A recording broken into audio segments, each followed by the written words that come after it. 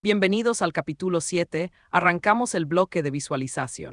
Todo lo que limpiamos y filtramos hasta ahora sirve para esto, convertir números en imágenes que se entienden de un vistazo. Vamos a usar Matplotlib, la librería más básica y más usada para graficar en Python. Con nuestro dataset real de STEAM vamos a ver cosas que un número suelto no muestra tan claro. Por ejemplo, que el género indie domina el catálogo con 30.000 juegos, muy por encima de acción o aventura. Un gráfico cuenta esa historia en un segundo.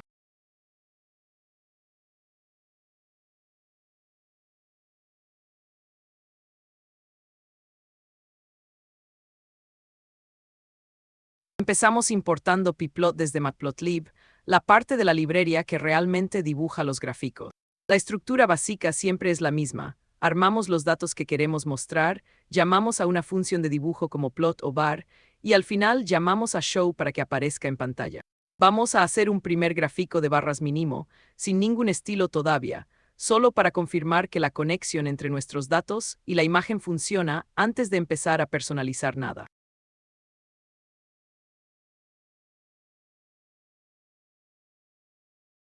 Vamos con datos reales. Contamos cuántas veces aparece cada género en el dataset completo y nos quedamos con los 10 más comunes.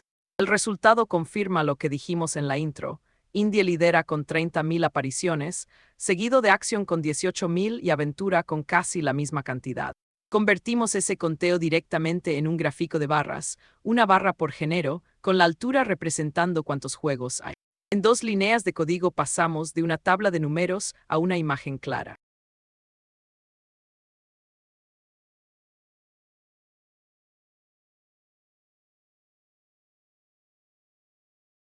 Un gráfico sin título ni etiquetas es difícil de entender fuera de contexto. Le agregamos título con el nombre del gráfico, etiquetas en los ejes explicando qué representa cada uno, y rotamos el texto de los géneros para que no se superpongan entre sí. También cambiamos el color de las barras para que se vea más profesional. Ninguno de estos cambios afecta los datos, solo la presentación, pero la diferencia entre un gráfico crudo y uno personalizado es enorme cuando lo vas a mostrar en un video o un reporte.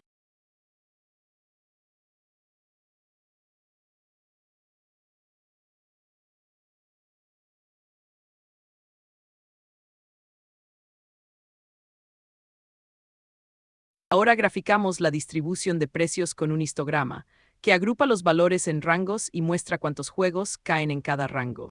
Pero acá aparece un problema real. El precio promedio del dataset es alrededor de 370, pero el máximo llega a 150.000. Ese único valor extremo estira tanto el eje horizontal que todas las demás barras quedan aplastadas contra el cero, invisibles. Un histograma crudo con datos así prácticamente no sirve para nada, hay que arreglarlo.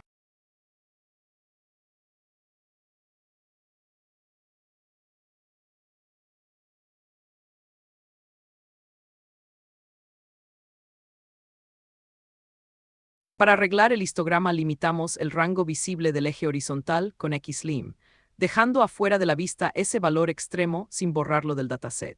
Otra opción es filtrar temporalmente los precios por debajo de un percentil alto antes de graficar, y aclarar en el título que se excluyeron valores atípicos. Con cualquiera de las dos técnicas el histograma vuelve a ser útil, mostrando que la mayoría de los juegos de STEAM cuestan entre 0 y 500, con una cola larga de precios altos poco frecuentes.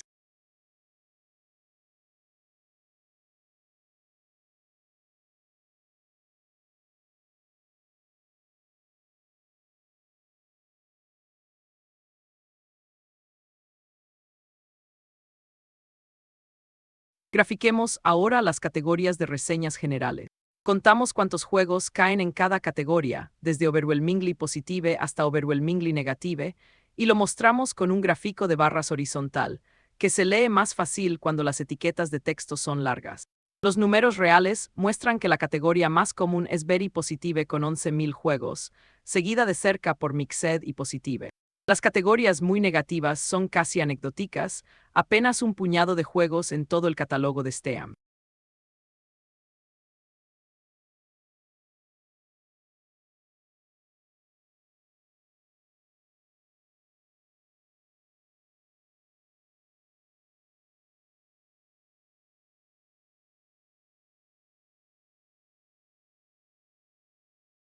Para ver la relación entre dos variables numéricas usamos un gráfico de dispersión, un punto por cada juego, con el precio en un eje y la cantidad de reseñas en el otro. Tomamos los 10 juegos con más reseñas de todos TEAM y los graficamos. El patrón salta a la vista: los juegos con más reseñas de la historia, como Counter-Strike 2, Dota 2 y PUBG, son todos gratuitos, precio cero. Los juegos pagos como Grand Theft Auto 5 tienen muchas reseñas también, pero ninguno alcanza el volumen de los gratuitos.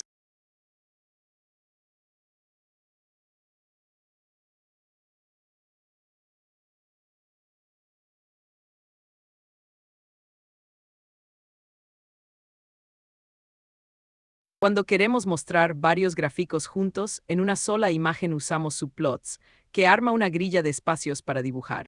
Armamos una grilla de 2x2 y ubicamos, hay los 4 gráficos que hicimos en este capítulo: géneros, precios, reseñas y la dispersión, todos en un solo panel. Esto es exactamente lo que se usa en un dashboard o en un reporte final, varias vistas del mismo dataset lado a lado. Guardamos la figura completa como imagen con Savefig, lista para usar fuera de Jupyter.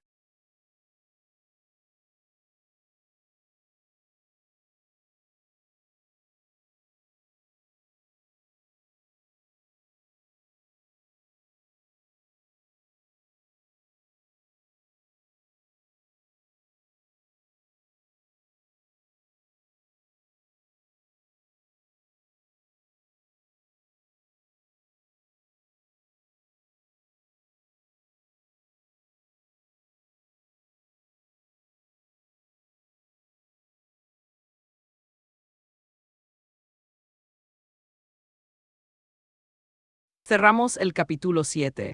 Aprendimos a hacer gráficos de barras, histogramas, gráficos de dispersión y a combinarlos todos en un panel con subplots. También aprendimos algo más importante que la sintaxis: un gráfico mal armado, como el histograma arruinado por un valor extremo, puede ser tan engañoso como no graficar nada. En el capítulo 8 subimos de nivel con Seaborn, una librería construida sobre Matplotlib que hace gráficos más avanzados y más lindos con mucho menos código. Nos vemos ahí.